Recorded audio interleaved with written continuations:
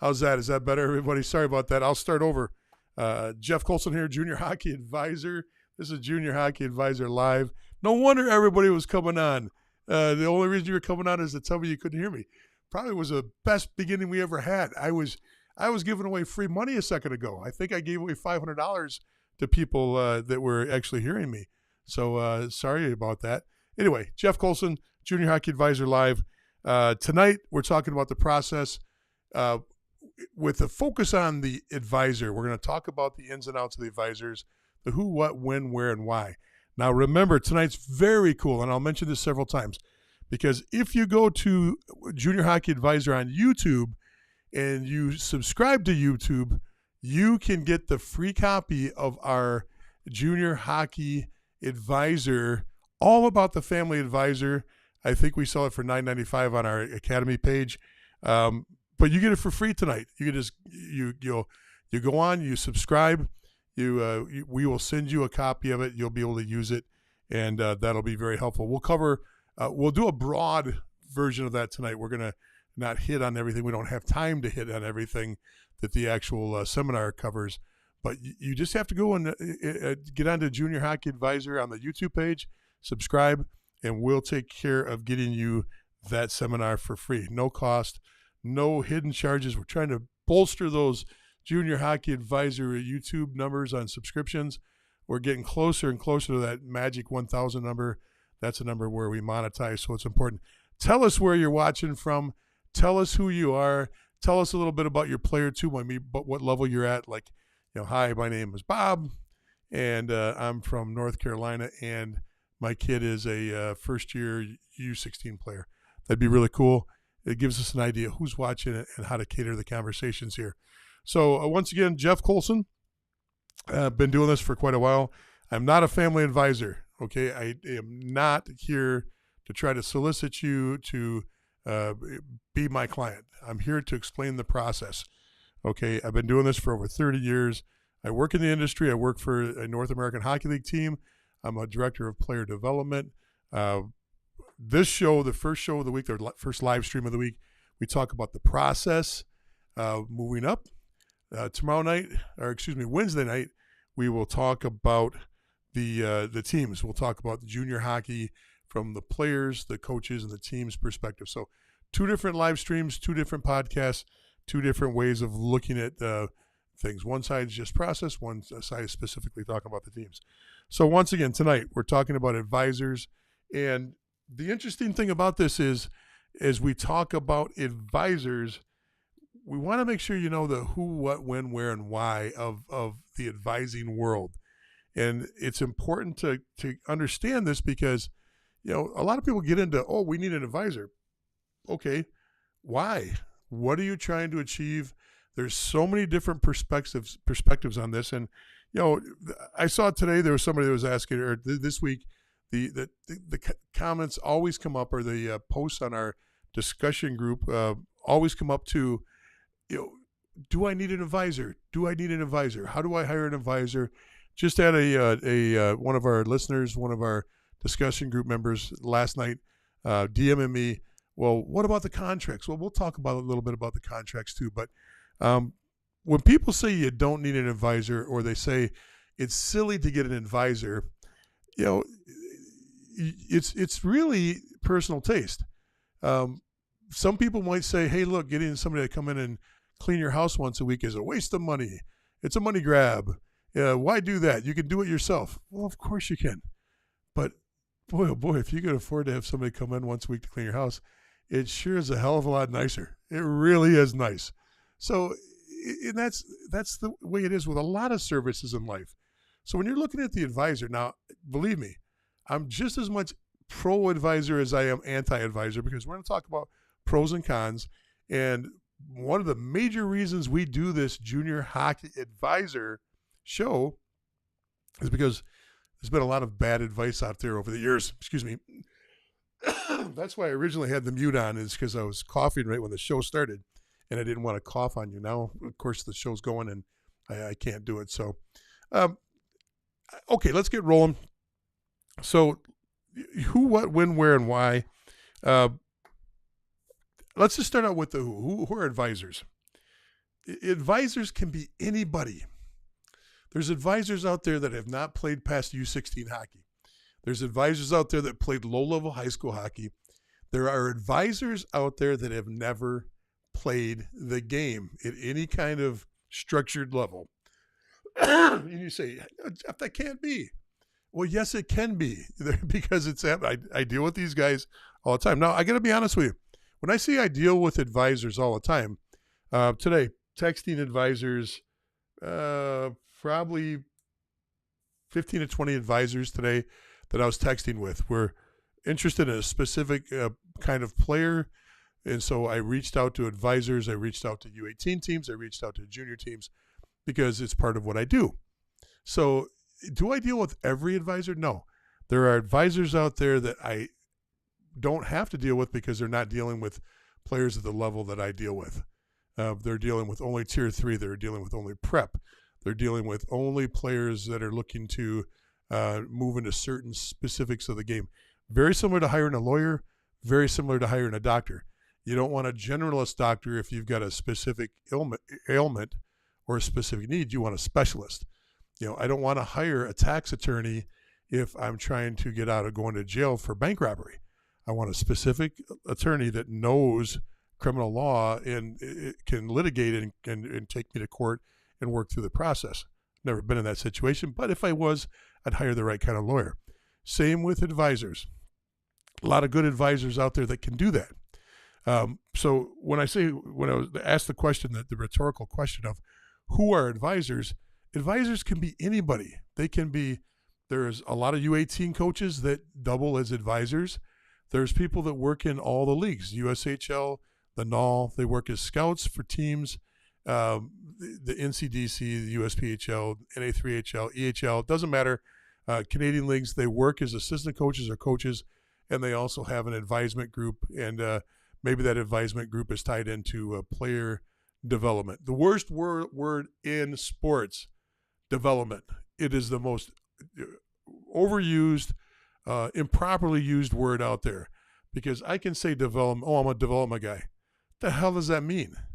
What does that mean? Okay, I can say I'm a skills specialist and I improve skills. Okay, but it's overused. Even people that are high up in this game, you'll hear an NHL guy go, "Oh, that's one of the best development guys in the game." Well, what does that mean? Seriously? Tell me. Get in the comments.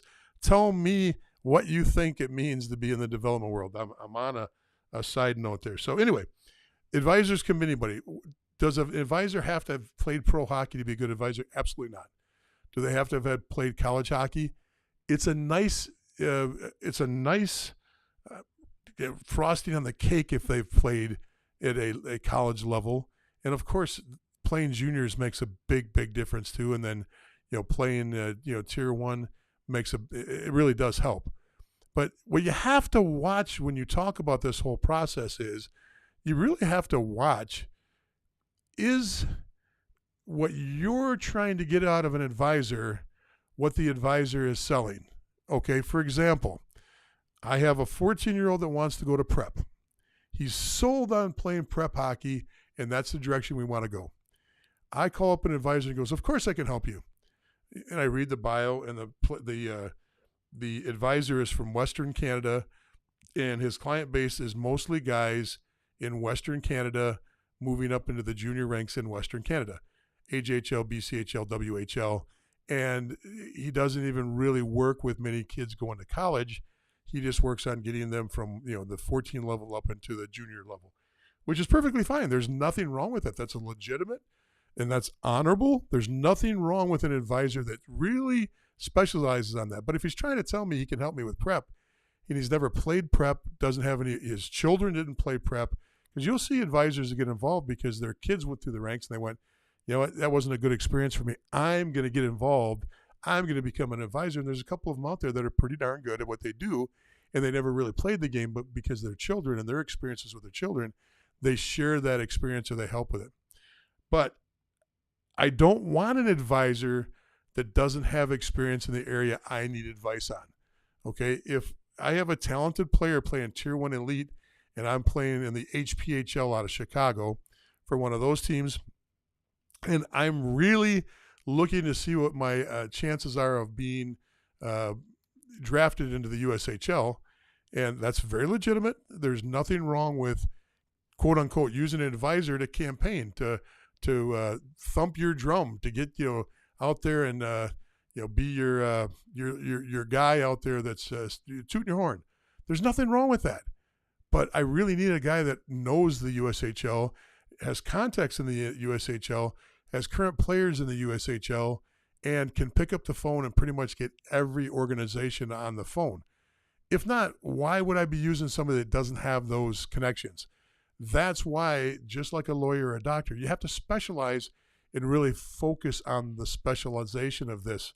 So that's the who. When we talk about who is an advisor, you have to look at their track record. Only experience as a player, it's a plus. It isn't the end of the world. Experience in the industry, knowing what they match up with. A generalist is not really going to do you much good. In other words, there are advisors out there that say, I can handle all that stuff. I can handle prep kids on the East Coast. I can handle kids that want to go to Shattuck St. Mary. I can handle Minnesota high school kids. I can handle kids that are playing 16 out in the West Coast. And I can get you from Tier 3 juniors into the USHL. No. Okay, no. Just flat out no. That's why you have to do a couple things when you hire, and we're going to talk about that in a little bit. I'm just trying to get that who first. And a couple of things, though, just quickly that you got to do is you've got to vet these people. You've got to actually hold their feet to the fire. I've actually talked to advisors, and I said, tell me the last 4 D1 coaches or 5 D1 coaches. Pull your phone up right now and show me scroll through and show me the last 4 or 5 D1 coaches you've talked to. Now, some people, the hubba-da, and they can't do it. Okay, that should give you an answer. Or you say, who are the last 4 or 5 people in the industry you've talked to today? And they go, well, today was kind of my day off. I was specializing on getting ready for you. That's not the answer I want to hear. That really isn't the answer I want to hear because, okay, I'll wait. I'm going to check your comments, and then we'll get on to a little bit more. We're going to get into the what and when a little bit here. Liz, thanks for coming on, Belleville, Ohio. And my son is with the New Ulm Steel in the NA3. That's really cool, Liz. We've got Columbus, Ohio. I have an 03 goalie that played Tier 3 for a couple years, moved on to adult life. And an 05 playing at U18 AAA with Omaha. The Mastery, I love that name, Omaha Mastery. What a cool name. Trying to decide what his future is. Hopefully we can help you get a little bit of ideas on the show tonight. Frank says, Frank, good to see you back. Brownstown, Michigan. Sorry about that. Grandson is playing Junior A for Notre Dame Hounds in Saskatchewan. Very good. It's a fun program up there, and that's a great league to be involved in. We talk a lot about all the Canadian leagues, the whole CGHL, including the Saskatchewan program. So, okay, Tosh says, I'm from Kalamazoo. I won't hold that against you. My son is a 15U AAA player. Then it says, everybody else, see, I'll show you what pops up. Some of our Facebook groups, it just pops up as this, so I have to go over here and read the comment. That's from Carrie, and she says, I helped. I'm assuming she's talking about getting the microphone turned back on. So, very good. Dave says the mic's working good now. David says, there we go. Good job. It's good to see you guys there. And then the rest of the people, you're all just complaining because I'm an unprofessional guy that can't turn my microphone on time. But it's good to see all of you. We got a good crowd tonight, and I hope we're going in the right direction with this. Don't forget, if you're not familiar with us, you want to be a part of Junior Hockey Advisor discussion group. That's a great place to ask questions and get a lot of cross answers. I'm participating more because, to be honest with you, I saw some conversations swaying way off into kind of wacky land over the last few weeks. So I'm jumping on a little bit more to give a little bit more perspective. I'll put balanced information on there to be able to utilize and not just my subjective opinion, because yes, I've been doing this for a long time and I can give you that, but I'd like to usually balance it with some information that can help you because statistics, people say numbers don't lie. You can manipulate numbers, but if you know what the numbers are and you can help people understand what the trends are in hockey and what the best way to get there is by logical numbers, that's what I'll do, and I'll try to help. And sometimes I just want to get information out there. Today, one of the posts was kind of wacky, so I jumped in and put a video on to kind of explain things out. We did a lot of good stuff last week. So the other thing, the reason I said that is today's a great day, because if you go over to Junior Hockey Advisor YouTube page and subscribe, you'll get a free copy of our Junior Hockey Advisor Family Advisor seminar. It's our kind of a workbook. It's a video, and there's chapters you go through, and you don't have to take any tests, but there's different chapters and different resources, and it's very, very easy to use, and it's a very good resource if you're already using an advisor or if you're looking to hire an advisor. So hopefully that helps. So the next part of this I want to do is, what does an advisor do? And this is probably the biggest misconception of what an advisor does. Now, for some people, and tell me in your comments, while you're sitting there watching the live stream right now, tell us what you think an advisor should do in your perspective, what an advisor does. From my perspective and from what I like to see advisors do is I like to see them actually advise. So many advisors have just turned into, I can get you there. I can talk to this guy. I'll get you placed on this team.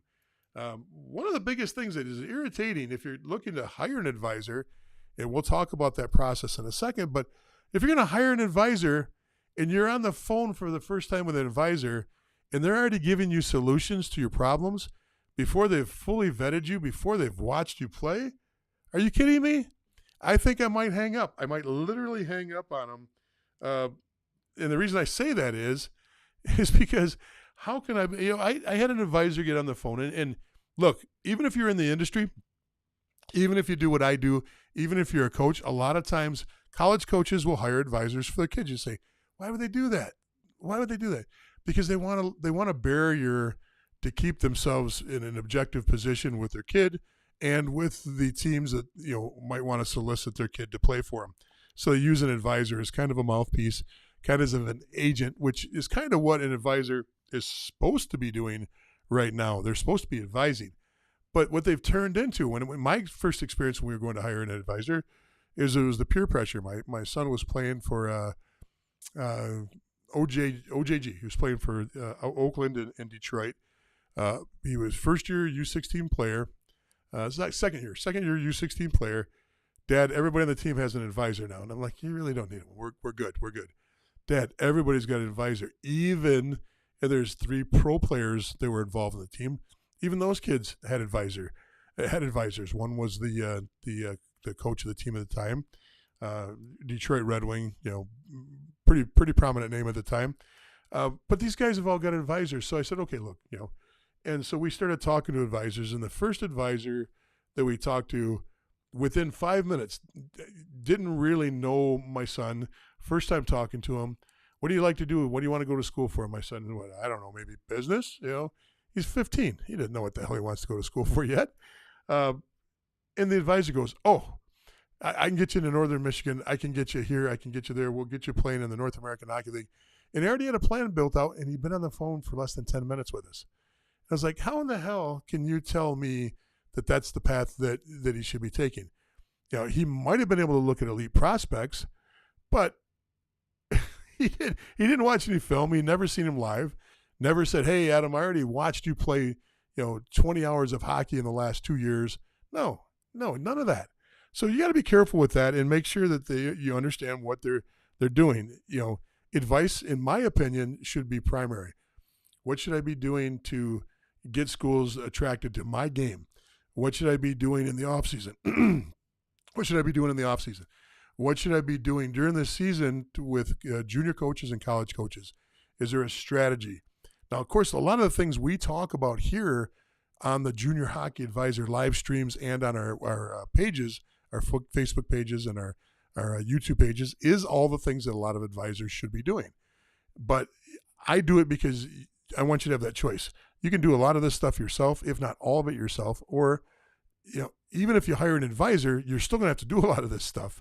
But the advisor can make it easy. Okay, so that's what I think. Let's jump on and see a couple comments, and we'll get rolling again. This one's coming in from Keith or Carrie, I'm sorry. And Carrie says, I've been quietly watching Jeff through the last 2 seasons. I've learned, this is just a compliment. Oh, I like that. Thank you so much. I appreciate you jumping on there and putting some nice things in for her.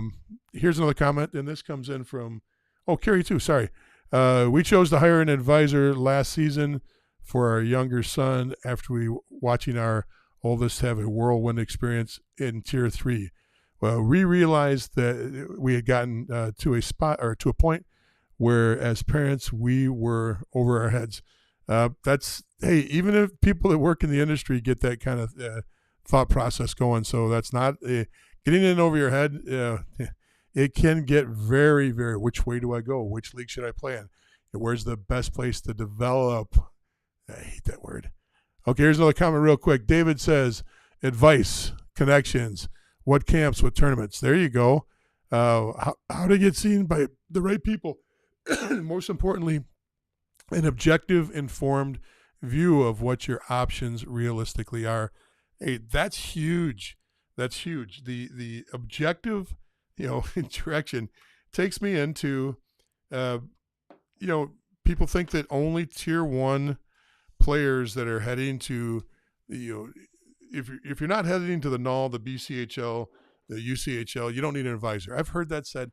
It's a money grab for that. Now, let me tell you why. If I were a Tier 3 parent, I did not have, my kids didn't play Tier 3 junior, so I've got experience as an owner, GM, and as a coach when we owned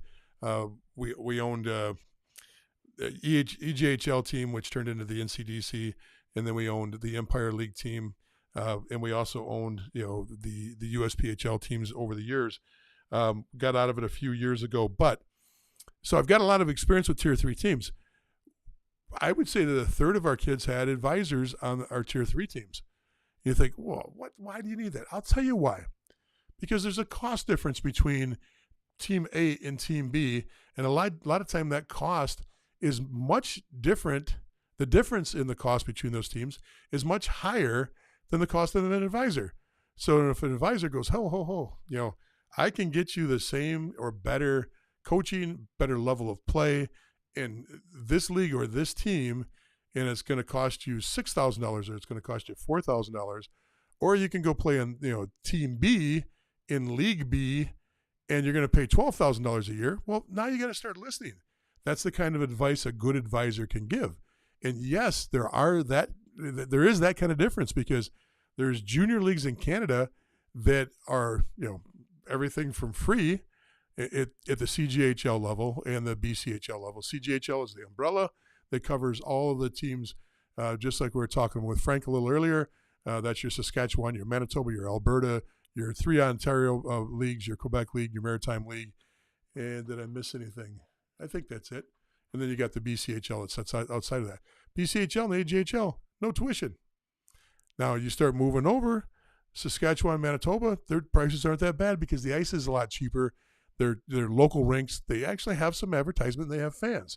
You move over into Ontario, prices get a little higher for ice in most of Ontario, especially the closer you get to the GHL or the closer you get to the greater Toronto area, I should say. Now, ice time goes up, less fan base comes into play because it's where it's at. So your prices may be a little higher in the closer you get to downtown Toronto for your junior hockey. You play in the States, $8,000 to $12,000. Give me a comment if the prices are, in your eyes, are higher than that. I'd love to hear your thoughts on that if you see prices higher or lower. But you got to know that that's where an advisor can come in. Now, if my son's playing Tier 3 hockey, the odds of him playing Division I kind of are extremely rare, unless I'm a 15 or 16-year-old playing and then I move up to the NCDC or I move up to the CCHL, then I make the move over the NAL or the BCHL or the AJHL. Maybe I can get myself in as a late guy. it's not a late bloomer. It's just a late working path to get you there. Because if you start out at the USPHL or the EHL or the NA3HL as a 17 or 18-year-old, it is extremely difficult to move into the top leagues that get all their players placed into, not all their players, but a majority of the players that are playing placed into Division I hockey. So the reality is D3 hockey is there and ACHA club hockey is there. So why would an advisor be advantageous for a tier 3 player? Once again, it's a cost difference. If I can play at, let's say I'm a New York kid, and I can play at SUNY for anywhere from $0, because there are programs in the SUNY system in New York where I can go to school for free, and I can play hockey, why would I look at going to a NESCAC school and paying $40,000 or $50,000 a year? Now, I might want that. I might choose as a family to do that. Just like if I got accepted into Notre Dame, but I chose to go to Yale and pay full freight, scholarship versus full freight. People do that. There's nothing wrong with that. But man, oh man, part of what an advisor should be doing is going, hey, look, here's all your options. I can get you into this quality school with this degree program. This coach really likes you, and the cost for you, once it's all said and done, is going to be $10,000 or less a year. Or you go out there and do it on your own and don't know what you're doing, and you end up paying $25,000 or $30,000 a year for another school. Now, you might love that school. That's fine. I'm just looking at this saying, what can advisors do at the tier 3 level? They can save you a blanket ton of money. Okay, you fill in the blank there. They can save you a ton of money if utilized properly. Does that make sense? I hope that makes sense, because that's part of the process of understanding what they can do. Now, as you move up the ladder, if you're playing at the tier or 2-1 level, NAL, BCHL, AJHL, USHL level, now there's nuances. The better the player you are, now they start looking for better scholarship offers. I've given you the example before. If you don't remember the example, I have a nephew that is 6'4", 6'5". He played at around 225, 230. Back-to-back years, Little Caesars national champion his last year, leading scorer, number 1 overall draft pick, overall draft pick for the USHL. First pick overall, and he had a college commitment, and he ended up paying for his first year of college. Now, is that because he had a good advisor or not had a good advisor? I'm not saying that. I'm saying that even the good players, the really good players that have got the pedigree built, you think that they're all going to just go and they're going to get a 4-year scholarship. We've talked about this over the last couple of weeks. Remember, there's almost 40%. It's well over 30%, mid-30s, peaking in the mid to high 30s, pushing towards 40% of players that don't get scholarships at the NCAA Division I level, because teams might carry 30 to 34 players, and there's only 18 scholarships. And how that coach decides to split those up and how they decide to use them, that's on them. But the point is, a good advisor knows that Team A doesn't give freshmen and sophomore scholarships. They know that, now it's different, but over the last it just changed this year. RIT doesn't give scholarships. You really like RIT, you want to be an engineer, you want to get into packaging, some of the things they have. RIT Union did not give scholarships. Hell, a couple years ago, the whole Atlantic hockey division, that whole league, wasn't allowed to give scholarships. That only changed a couple years ago. To now they're up to full. I think last year was their full complement. They got 18, but it had to move up. It was like 8, then they got 10, then they got 12, then they moved up to 18. So it was a phase-in period there. So you could have been on a team with 30 players, 35 players, and only 8 guys were on scholarship, or they had 8 scholarships to give. They could have given it to 16 guys at 50% apiece. They could have given 25% of it to 32 guys. That's a coach's decision and an administration's decision how they break up those 18 full scholarships. But there's no more. There can be less. There are schools out there that don't utilize all of their scholarships. Ivies don't give scholarships. Now, you might be like, well, we've got a super high academic kid. He maxed out on his ATCs, ACTs. He has got a 4-point grade point average. We want him to be in an Ivy. Okay, that's great. Did you know that Ivies don't give any money at all for athletic scholarships. One of the schools might love you. Yale, Princeton might fall in love with you, think you're a great player. Now, the problem there is that you're dealing with the best academic people in the world. So even though you might have done that great, the people you're going up against maybe even better. So even when our daughter went through it, extremely high academics and didn't come close to getting any academic money at the Ivy level offered to her. So the choice was real easy. There was other schools that, with a combination of scholarships, grants, and an academic scholarship, it was able to really knock that number down because there wasn't full scholarships available when she was going through the process. Does that help a little bit? Does that make sense? I'm going to look, see if you guys got any more comments because I just said a lot of stuff, and then we'll move on and talk about some other things too. Okay, Doug, you're saying that the BCHL is charging $7,000 now. Is that every team? Because they've been known to be the pandemic changed things up there, and it's been very sporadic across the board. Is that a consistent number now? Is that your experience, or is that their billet fee that's been tied in to what happened was when the BCHL had to shut down, they still invited all their players up and actually charged a surcharge because it was free hockey. Hey, we still want to keep you skating with the teams. Come on up. When I say come on up, that's the Americans. Everybody come on into camp, and they practice, but they charge the players. And are you saying now, Doug, that stayed a charge up there? Because I was not aware that every team was charging $7,000. I heard that there are teams that were charging, but that number was never presented that high and is a consistent number. So think about that, or don't think about that. I want to think about that, but I want to make some calls tomorrow too if you don't have that information. But if you do, I'd love to hear it, Doug. Thank you so much. I'm going to put that comment up there again. That's what Doug had to say. So, throw that in the comments, Doug, if you're still on. Chris says, how do I find the best advisor for my kid? Hang on. We'll get there. It is not going to be an easy process, and it's not a process that happens on the first phone call, but we'll talk about that. Let's see what else we got. I am grateful for what you are doing and for all of us trying to navigate all this. Hey, thanks. I appreciate that, Chris. Okay, so while we're waiting to see if Frank comes back, let's tackle that question, and that is, let's get one more comment on here. This one looks pretty good. I think it looks pretty good. It says, we interviewed advisors who had all been vetted, experienced with our other players, and watched our son play before making contact with us. We chose someone who was there for our son mentally and educationally for him and us. He helped us. Oops, sorry, throw that back up there. He helped us make connections that we would not be able to make on our own. But more importantly, he is there to talk to our son about all that goes into upper levels of hockey that not everyone talks about. Building teammates, coaches, and you saw that. That's great. That's a great comment, and that came in. Trying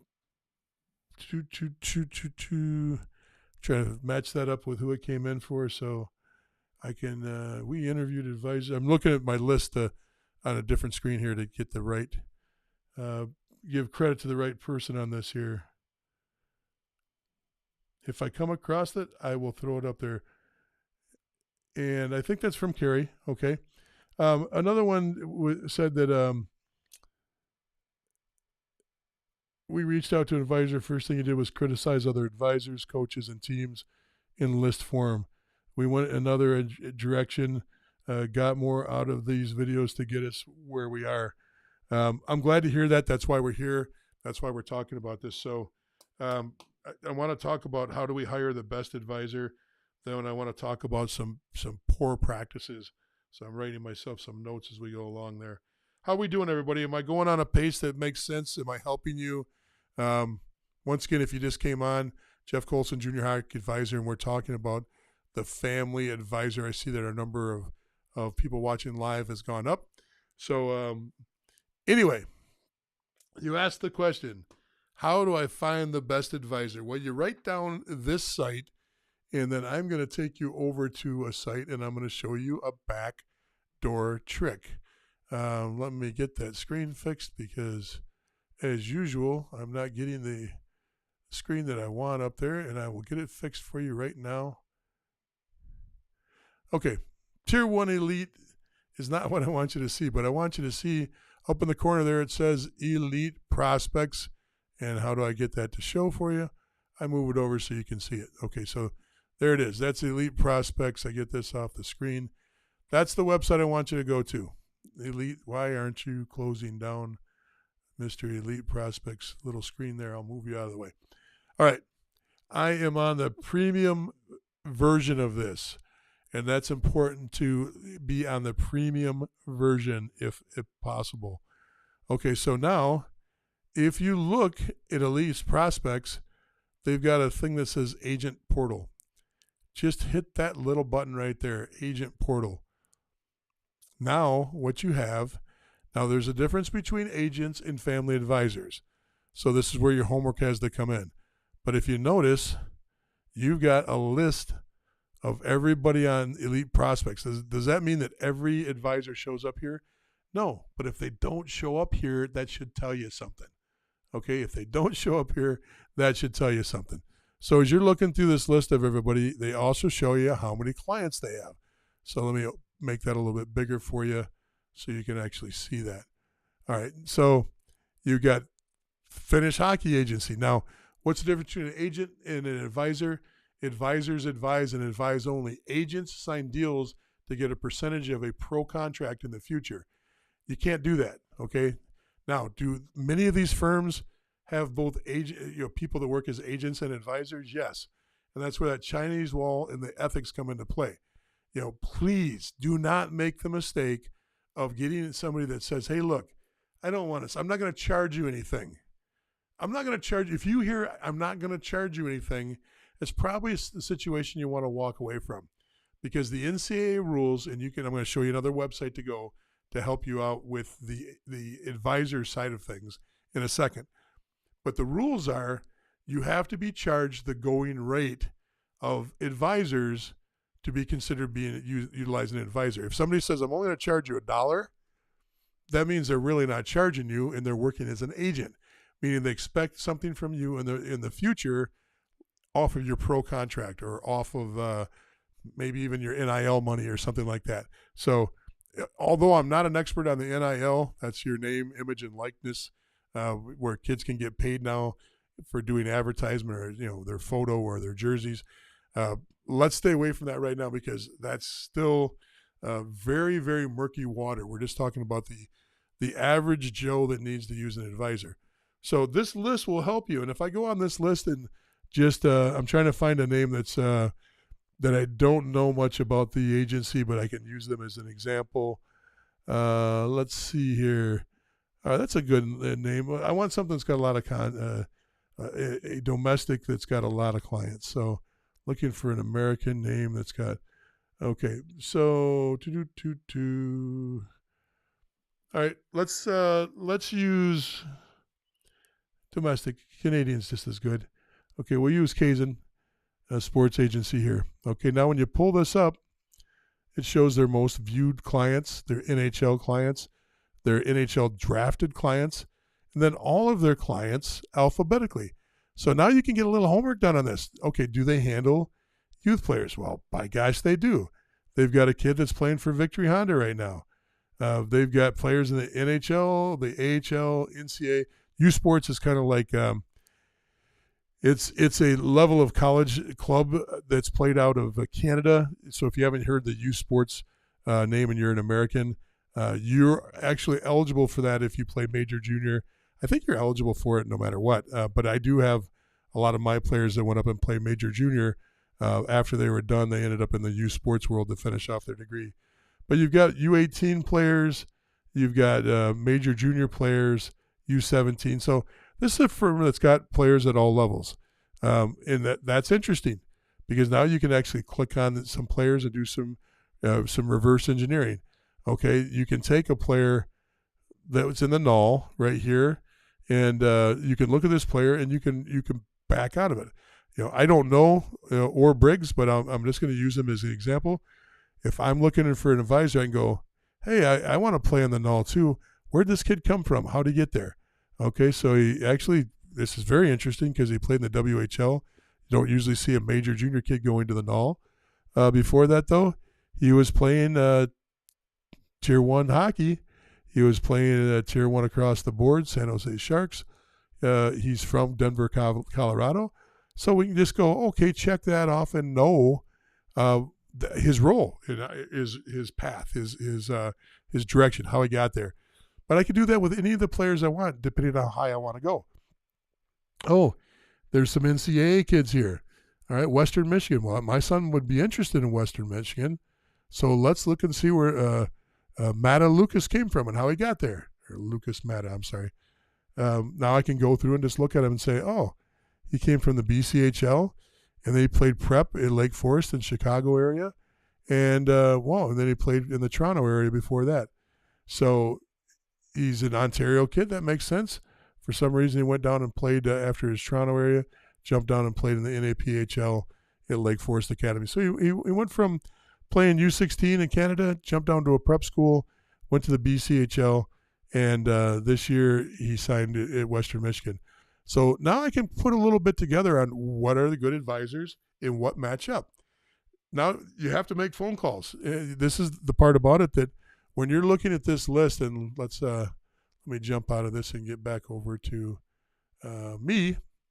You got to take this list of all these people and all this information, and you got to turn it into something valuable. And what I mean by that is, now that I know that there's agencies out there, and I've got a list of a few dozen, if not 40 or 50 agencies, maybe more on that list. What do I do with it? Well, what I do with it is I actually take this list and I put a list of people together I want to talk to, and their information. And maybe I got to go back to that screen. Their information. If I go to let's go to Kingdom Player Management. No, they don't have any clients. Sorry. Let's go to somebody's got a few. Okay, ISA Pro Sports. Don't know them. I don't know. If I do, I don't know which agent that or advisor I've been working with. But there's their names up here. There's their website. You can get all their phone numbers from them. So there you go. That's who they represent. And it gives you the name of the actual advisors right here. And why not? Why not reach out to them and have that conversation? So hopefully that helped. Did that help? I'd like to hear if that made sense to anybody. So tell me what you think on that one. And I'll take another question here while you guys are getting me answers on if that's good enough to get you rolling on to how to find advisors. That's the easiest way. There's no yellow pages. You can put it into YouTube, or excuse me, you can put it into Google. Pull up some. But to be honest with you, it's not always the highest quality that shows up first on Google, just like with anything else in life. You want to pull up a business on Google, you might get a bunch of things that don't really match up but look good. So this is important. Hey, Chris, you might be my newest best friend. You're throwing great comments up, and you're making me really feel good tonight. So thanks for throwing that up. It says, what about advisors who claim they can get you discounted team fees or camp fees? Is this legal? Oh, this is a great. This might be the best question. Sorry, Chris, but this is a good one too. Okay, so this is that quid pro quo thing I was talking about. Advisors, if they're doing it legally and they're following the rules of the NCAA, they are not allowed to go, hey, look, I'll get you on this Tier 3 junior team. Don't worry, you don't have to pay me. The team will pay me. Okay, so you pay full freight to the team. The team gives a quick kickback to the advisor. Everybody's happy, right? No, two things. One is you have to pay fair market value for that advisor. No matter what they say, that's the way it works. Now, can they get away with it? Possibly. People will call the NCAA to try to, get these things straightened out all the time. There is not really a good governing body. So could you get away with it and never be caught? There's a good chance you could do that. But if you get caught, now you're in a real situation because it can get into eligibility. It can get into legality. It can get into money out of your pocket. Okay, that's one thing. Number two, a junior team cannot discount for one player without discounting for all. It's right in the rules. And I'm going to show you once again how to get to information dealing with that in a second. That's coming up. But I'm writing myself a note to make sure we hit that. But if a team says, don't worry about it. Now, you come in halfway through the season, it's perfectly acceptable for a team to prorate you for the part of the season you didn't play. But it is absolutely against the rules.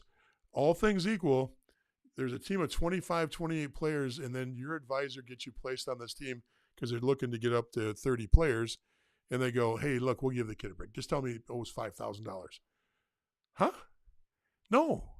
If they charge you $5,000, you can literally turn around to every one of the other players on that team and go, hey, look, price is $5,000. And you can go to the NCAA rulebook and see that if they charge you $5,000, that's all you get charged. They got to charge everybody else $5,000. They have to give a lot of rebates. Now, once again, does that happen? No, it doesn't happen. Not very often. It does happen a little bit. But the NCAA, it's kind of like USA Hockey. USA Hockey has all these rules about background checks. And this is the part that really irritates me. I'm going to use a bad word. It pisses me off. It's so hypocritical to say that billet families need to have background checks, that coaches need background checks, that team managers need background checks. And you got to put all these background in it. I'm not saying that's a bad thing. That's a good thing. That's a great thing. How come advisors don't have to play by that rule? How come advisors do not have to register through USA Hockey or Hockey Canada? How come they don't have to get background checks? And how come USA Hockey does not want to have oversight over advisors? I don't know the answer to that. I literally absolutely cannot get a straight answer on this, on what the logic is, because if you're truly trying to protect players, the advisor is absolutely an area that you'd want to protect players from a person that can take advantage of a youth or a family. But nobody will give me an answer on that, and I cannot get a straight answer on that. If you got a thought process on that, let me know. If you think that there's a reason why USA Hockey stays out of it. Is it just workload? Is it just the fact that they think that they're, I don't know. Officials, on-ice officials have to have background checks. On-ice officials aren't in locker rooms with players. On-ice officials are usually not not that I know of, they're not taking bus rides with players. They're not having lunch or dinner with players. And advisors have lunch and dinner with players. Advisors meet players after games or after practices. Advisors go to hotel rooms to talk to families or talk to players.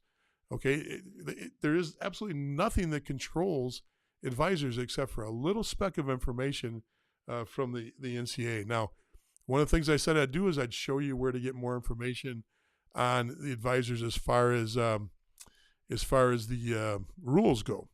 So you want more on rules, I'll show you how to get there. And I'm going to go over here and get back over to a screen. And now instead of this screen, let's go to USCH, or let's go to College Hockey Inc. College, it'll pop up for me. College Hockey Inc. Okay, so College Hockey Inc. is a really, really helpful website. It looks like this. And why is it helpful? Well, this is put together by the NHL. It's a grant that flows through USA Hockey. So USA Hockey gets a ton of money from the NHL that funds women's hockey or national teams. It funds a ton of stuff. One of the things it also does is it funds why would you want to play college hockey? So College Hockey Inc. is here. So if you go on to the right, and I got to make sure you see it on your screen because I see it on mine, but I'm looking at what you see. You can't see it, so I've got to be able to move this over. And I don't know what I did. I'll get it back. Sorry. As I try to move things around the screen, it popped over there. Okay. Now, play college hockey. They give you all kinds of information. And on the left side of the screen, you've got the ability, and that's what I'm trying to move over for you right now. And it's not doing it. Okay. I'm going to quit trying to do it. I'm just going to tell you, over on the right side of the screen, you have the ability to move things around. And That's not me. It's actually the computer doing this. All right, there's a little box up on the left-hand top corner. Now I can go down to NCAA recruiting, play college hockey. All these little things pop up, and it tells you about player development, education, student life, history. You go down to NCAA recruiting, and under that NCAA recruiting button, it gives you college hockey commitments, NCAA eligibility. If I click on that NCAA eligibility, it tells me everything to stay legal, amateurism and eligibility center. It tells you about, NCAA eligibility center will certify each prospective student athlete's amateur status prior to the clearinghouse at the Division I level. This is set for Division I. You have to go through the clearinghouse, but it just gives you a little bit of idea of how everything works and where to go. And there's all the resources. If I get into here for eligibility, I can click on a frequently asked questions. I'm a 16-year-old sophomore in high school and have written numerous emails to colleges. Why haven't they written back to me? Well, it'll give you the answer on why. This is a great place to go. And right there, what do we got? How do I hire a family advisor, and who should I hire? Click on that. Now, they don't give you much room, much information here, but they give you an article to read, and that goes into a much more detailed picture. It's basically the same thing I tell you, but it's a well-written piece, and it will give you the ability to read this and to know the do's and do nots of hiring a family advisor. But you got something better, because if you go to YouTube and you go to Junior Hockey Advisor on YouTube, where we're playing this right now live, and you subscribe, you're going to get a copy of our seminar, of our workbook on hiring a family advisor. And we walk you through all the steps. And what that'll look like is, it'll look something like this. This is who is an advisor, who needs an advisor, and that just goes through some of the things that we talk about. Then we get into what does an advisor do, and you'll see that there's videos on all these different areas and a lot of great information on the subject. So hopefully you take advantage of that by going and subscribing to our Junior Hockey Advisor YouTube page, and then we can get you rolling from there. Hey, look, I know I've spent an hour with you. I'm going to save some time for anybody that's got questions. Please, if you got a question. So here's a great question. Frank says, can we still get a free download if we've already subscribed on YouTube? Absolutely, Frank. Take and just DM me through through our discussion page, or on YouTube. Excuse me, DM me through Facebook on the Junior Hockey Advisor discussion group. Shoot me a DM, and I'll make sure you get that. Which is essentially what everybody's going to do, is they're going to get it through either an email or a DM. So no problem at all, Frank. I'll be glad to help you. Just shoot me a DM. Okay. Doug says, definitely helpful. Get calls that never knew how to verify they were legit. So I'm glad to hear that. David says, what are some key questions to ask when interviewing family advisors? Cost. Okay, so two things I want to get into. And once again, folks, if you got to go, I get it. We've been on for an hour, but I've got a ton of things that I'll answer as we get going through some questions. The first thing I would do is I would ask them, simple questions like, hey, scroll through your phone for me. Tell me the last, industry professionals. Tell me the last 5 people you talked to. You don't even need their name or their phone number. Well, I talked to this guy in the USHL. I talked to the coach at the University of Michigan. And as he's scrolling through, you can tell a lot about a person that way. Like, hey, can you mind shooting me a screenshot? You just cross out their phone numbers. I don't need them. I just want to know who you talk to and how your day looks. And most guys will, if they're legit, they're gonna share that with you. The second thing I'd ask for is a contract, and to see what the contract is, because there is no formalized cookie cutter contract for this. Every agency can write a different contract. I've seen contracts that are a few sentences. I've seen contracts that are a couple pages. But this is, most of the people don't come at this from the business professional, or even ever have these contracts read by their attorney. I'm talking about the family advisors. So I would absolutely look at their contract and see what you're getting, because to be honest with you, most advisors, and this is very important to understand, most advisors ask for upfront payment. Sometimes it's 50-50, sometimes it's 100%. Now, some advisors work for $2,500. Some advisors work for 10 grand. Okay, first of all, that's not regulated, nor is the contract regulated, nor is it regulated what you're going to get for their services. Once you're signed up, they can tell you, oh, you get a contract, and the contract is, hey, you owe me this much money, and it doesn't really spell things out. Some do. Some will spell things out. But once you hire them and they don't return a call, what are you going to do? That's why it's important and incumbent on you to ask for references, to say, can I see your client list? Some will say, yeah, it's right on Elite Prospects. You can go and contact. Give me the 3 or 4 names you want to contact off that. I'll give you their phone numbers. You can talk to them, or I'll give you emails. So it's very, very important to understand the price needs to be discussed. The contract has to be discussed. And what do I get for the money? Okay. Oh, I'm going to get you into college. That's not good enough. How are you going to get me there? Tell me about your process. Tell me exactly what you're going to do. I'm going to give you $5,000. Okay. If I give you $5,000, is $5,000 enough for, let's just put this into a calculator. I've got 2 years left. 2 years left. So I've got 24 months. If I've got $5,000, divide that by 24, that means each month, there's $208 being spent. Okay. If you text me once a month, is that worth $208 to me? No, that's absolutely not worth $208. If you're doing your job for me, I would expect some level of communication, weekly, biweekly. I'm not telling you exactly what you need as a family, but I can tell you this: there's advisors out there that absolutely won't return a phone call or a text until they want to get a hold of you, because you're going to have questions. What should I be doing for workout programs? What's my nutrition? Some advisors go into all of that and they have detailed programs. Some of them have a la carte processes with that too. Meaning, I'm your advisor, but our firm offers, a nutritionist. We offer a strength and conditioning program. We offer, mental toughness training, whatever you want to call it, on the psychological side. We offer summer skating programs, skills improvement. All these things fall under an umbrella that the family advisor works for a firm.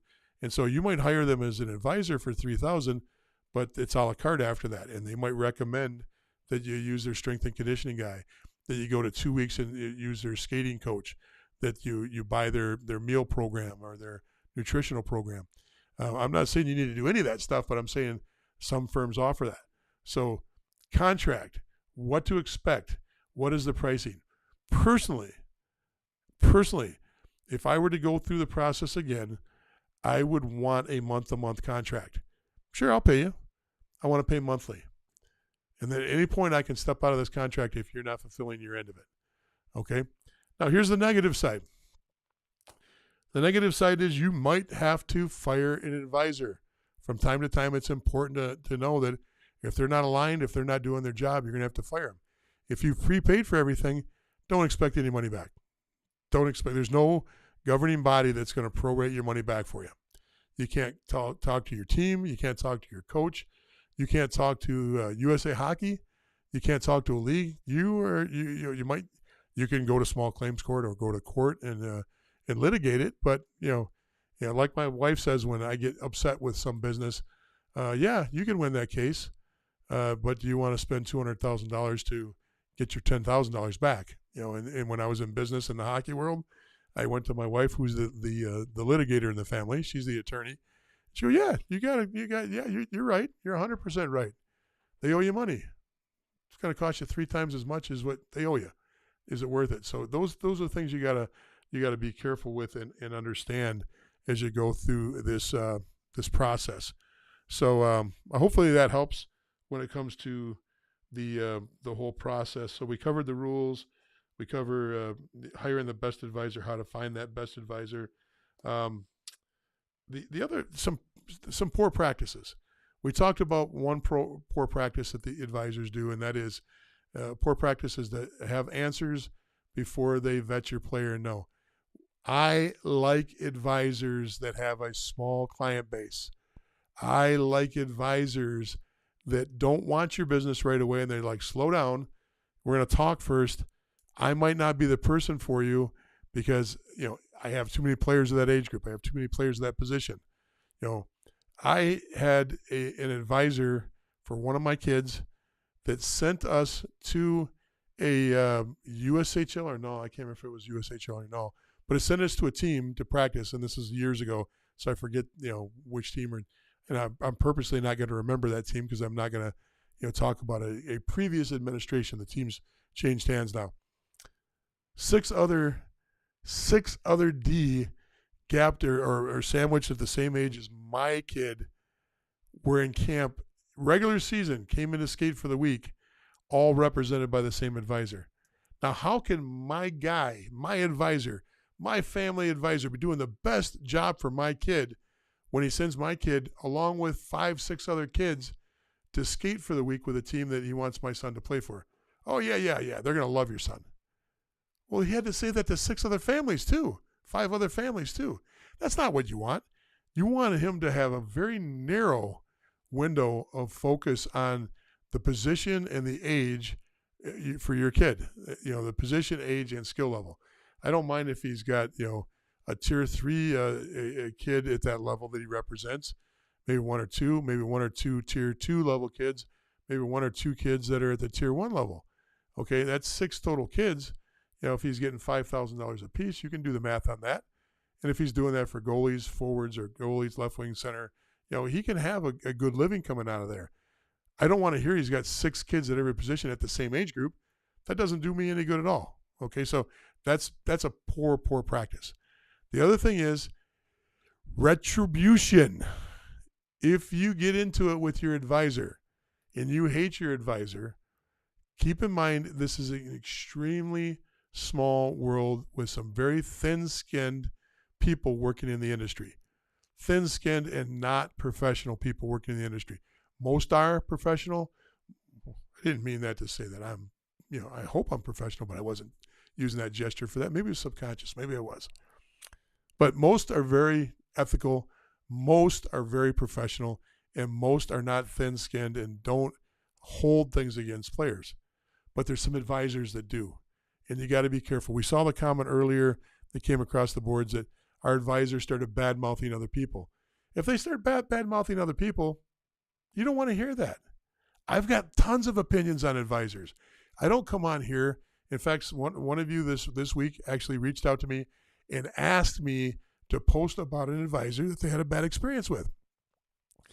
I'm not going to do that because I don't want to build this polarized world because we've got such a large footprint now. I don't want it to be the polarizing world. Well, he thinks this about that advisor and he thinks that about that advisor. In general, I've got lots of opinions, but I'm not here to give you, the up or down thumb on. Now, you call me personally, will I give you a name or two, for my clients that people call up and, ask for advice and they pay for an hour of my time? I'll gladly give them several names across the board that I like. And I like because the first thing they'll do is say, nope, can't take you. That's the first thing I love about the people that I talk to that I like in the industry is if they say, nope, can't take you, there's some ethics there because there are advisors out there that have never said no to a paycheck or cash since they've been in the industry. There's guys out there that boast that they're making $300,000 or $400,000, and there's no way in the world they can talk to all their client base. So just think about that. Keep that in mind when you're going through this process. There are people with thin skin. If you say no to an advisor or you fire an advisor, there's a good chance that they will have retribution. Now, another thing that you have to keep in mind is U18 coaches are extremely polarized on advisors. It's usually a best practice to keep your world of your family advisor and 16 and 18 coaches, youth coaches, in separate camps. Okay, it doesn't mean that unless one of the two reaches out and says, "Hey, I know so and so," and if they open up the door and say, "Hey, we're friends, we're buddies, We get along great professionally. That's wonderful. But keep in mind, a lot of really good U18 coaches don't want any kind of advisor involved with their team because they're reaching out to coaches. They're reaching out to junior teams and colleges for a year. They're having tons of conversation, and they feel a responsibility to do that and to do it right. So there is a side that says, no, stay away from sharing the two worlds at that level. And that goes for junior teams too. Now, I got to be honest with you. I get into it all the time with our current staff. There are advisors out there that I don't want the time of day of. I've just watched them because of what I do. I get a whole different perspective on advisors because of you, because you'll talk to me and you'll tell me what advisors are doing what and what's going on.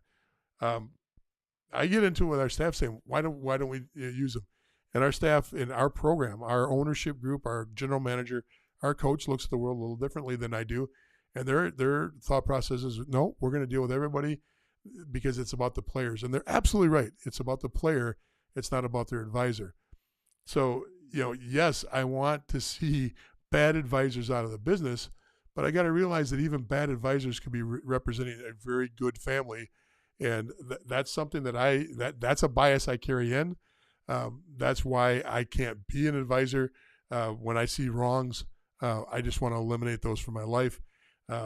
Good coaches, good GMs, and people better than I have a little bit more open mind. They set aside the bad that an advisor does so they can deal with a good player and a good family.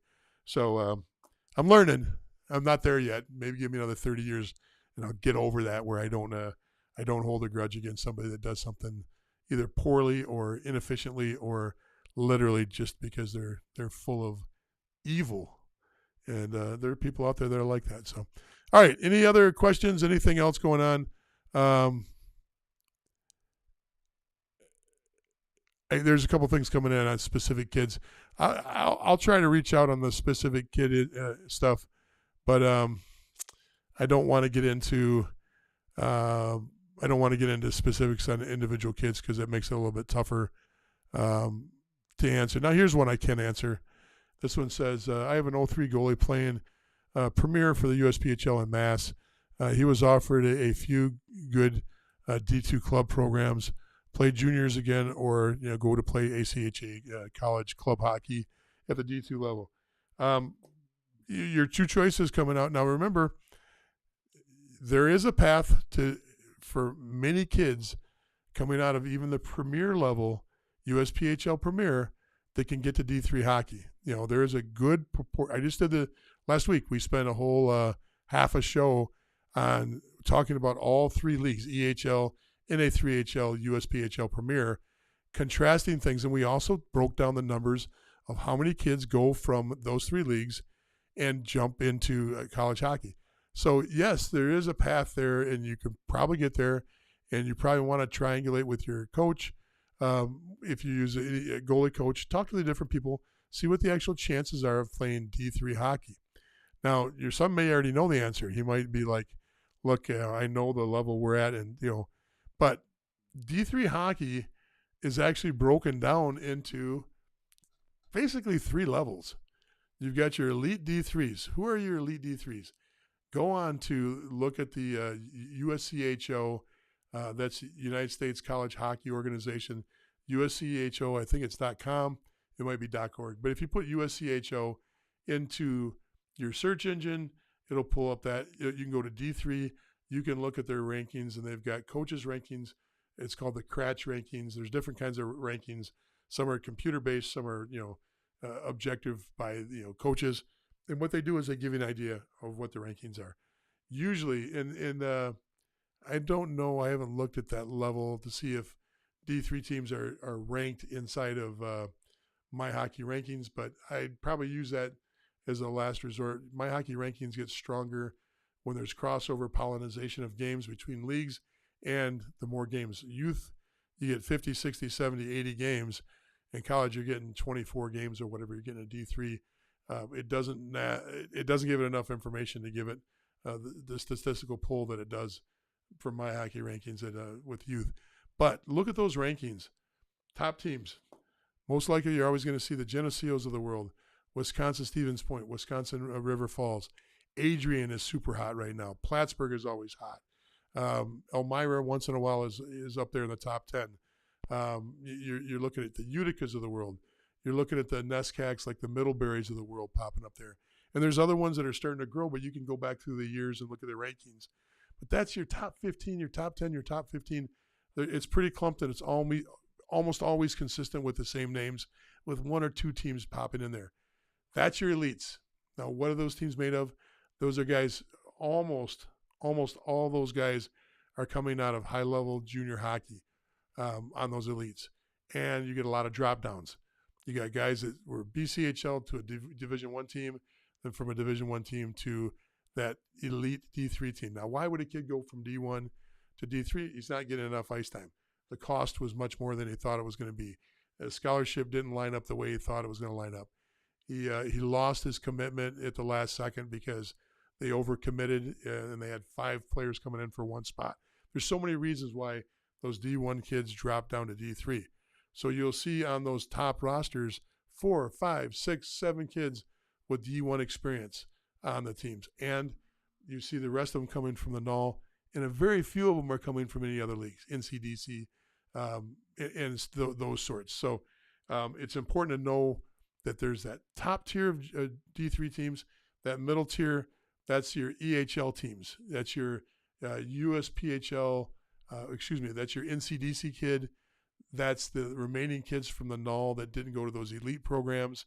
The NOL kicks out. Watch the video from last week where we discussed this. We discussed it on the Junior Hockey Live broadcast, and we broke down the numbers very, very detailed, showing you. Now, most people don't know that the NOL puts out hundreds of D3 players because everybody thinks they're just D1. Well, they are. They've got they put out the second most D1 players too.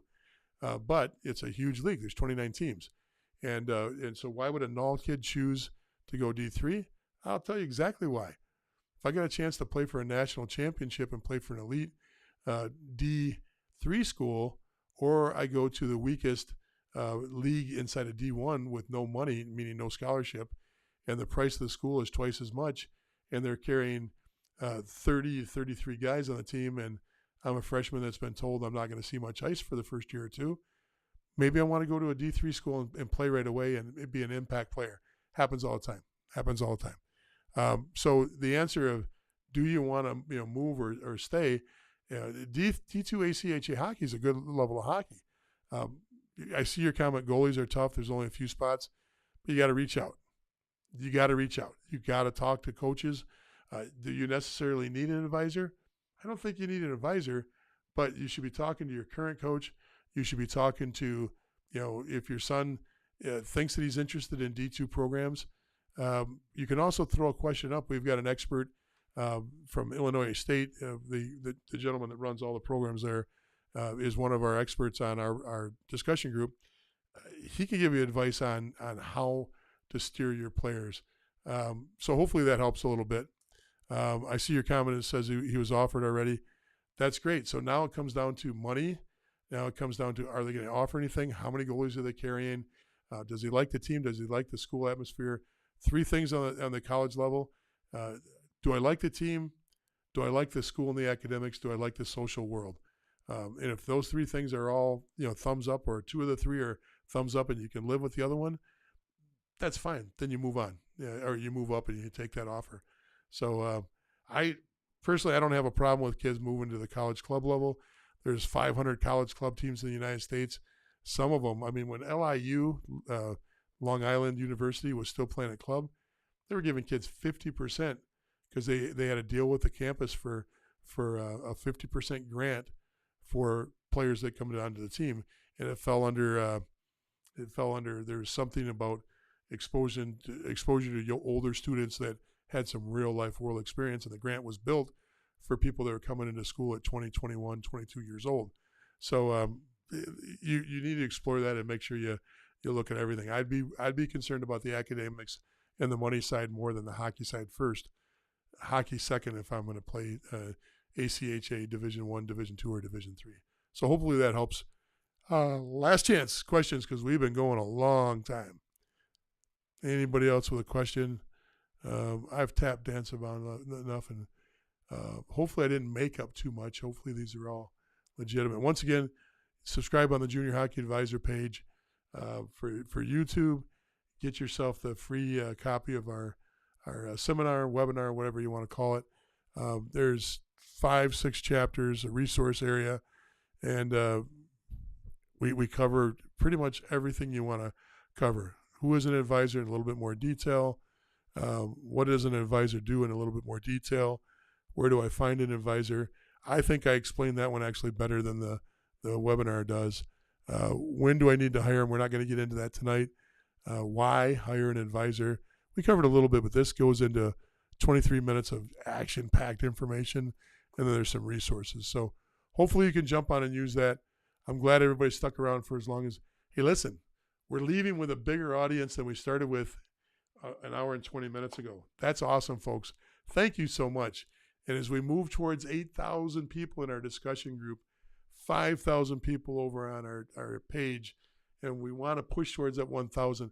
Thank you so much. I really think of you, the group, as a hockey family, and I think you're doing an awesome job. And I appreciate all of you that stick around and listen to me. I know that some of you only come on because you think of this as entertainment, laugh at the old guy talking about hockey, but hopefully you're getting some information that you can actually live with and use. So I'm going to wrap it up with that, and everybody tune in Wednesday night. We come on with Junior Hockey Live. That's when Bloomer comes on with me, Mike Bloom out of Chicago. Also works in the Null as a player development director.